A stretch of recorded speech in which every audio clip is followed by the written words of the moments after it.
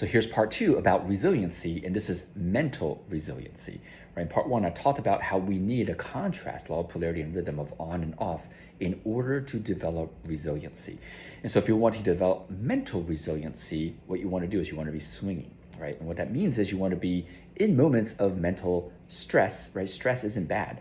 Stress is needed and it's a part of life, but so is adaptation, right? Which means rest. And so how do you give your mind stress, right? And really the question is everyone feels stress. How do you give your mind rest? Well, what you do is one, you avoid the media. The media, whenever you're consuming any media, perpetuates linear stress, right? It's preventing you from going into rest and recuperation mentally. And so you want to give yourself breaks, right? Of mass media consumption basically.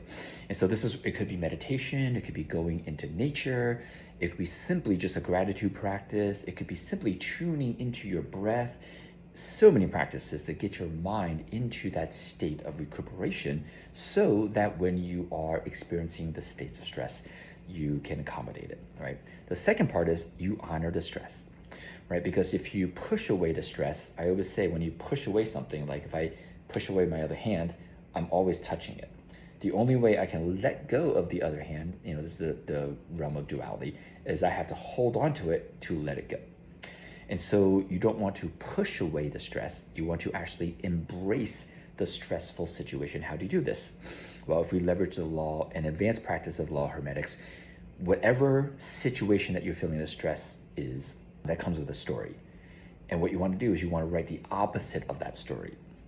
And then you want to write the benefits of both sides of that, right? And by writing the benefits, the 10 benefits of the existing story, writing the benefits of the opposite story, you're energetically and mentally accepting, right, this contrast of this story, which automatically makes you less attached to that original story of stress, right? This is just one of many ways. There are also subconscious meditations to immediately let it go. There are many practices, but this is one simple one that we can do, anyone can do at home, right? So you believe in the opposite story because your entire reality is just a series of stories that you've made up, right? There are no things of absolute truth and facts don't exist.